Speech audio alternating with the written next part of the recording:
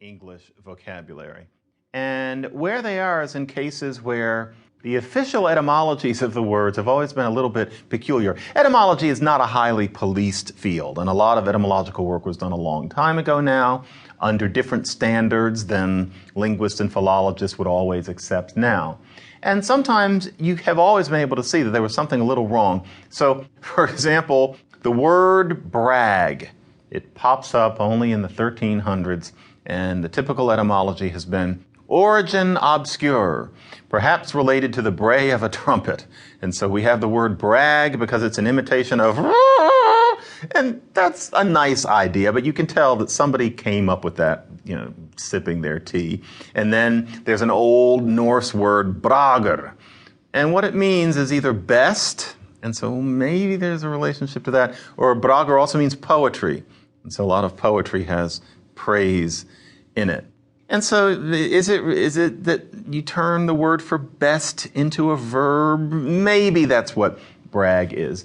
But as it turns out, there is a plausible source for brag in Welsh. Or, for example, another odd one, brat. Where do you get the word brat? It only pops up in 1500. And the closest anybody has come is that in Old English there was a word brat that meant cloak. And so somebody decided, well, maybe brat was the word for a child's apron. And so then you start referring to children who misbehave as brats. And so what that means is that you're saying, well, you little apron, stop spilling your... Obviously, this is not science. And so you look for other sorts of things. So another example of this would be baby. 1300s is when it first pops up. And the standard etymology has been, well, maybe it's imitating babbling. And so baby is because they go ba, ba, ba, ba. So that's where baby comes from. Any one of us could come up with that.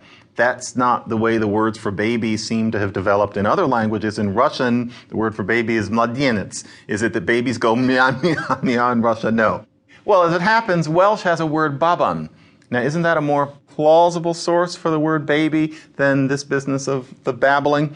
There are various cases like this which suggest that actually there is a Celtic layer in our vocabulary that simply hasn't been discovered yet or addressed systematically.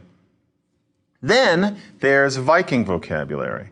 And these are this is an interesting collection of words, but it also gives us a little bit of a lesson in how we feel about what we feel are logical inconsistencies in the language and what would happen to them in the past versus what happens to them today. So, for example, it's well known that the Vikings marrying in and hanging around and speaking what was surely a Norsey kind of English for a long time left a great many words in our language. 1400 is one count that one sees.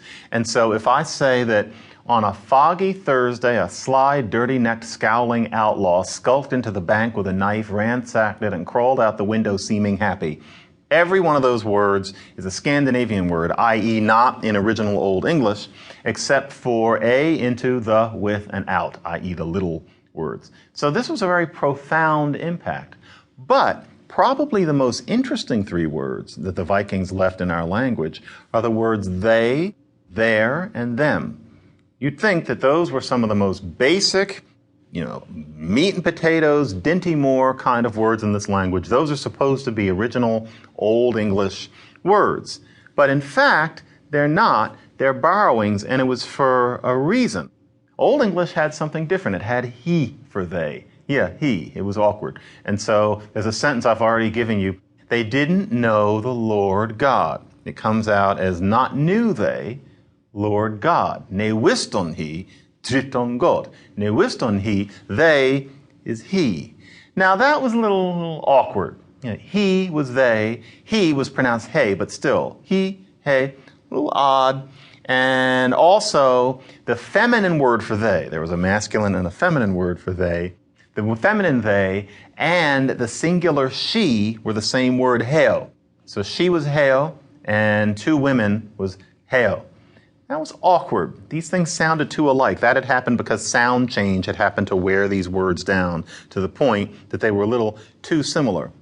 The Scandinavian borrowings were helpful in having the they, them, and the their. You got away from this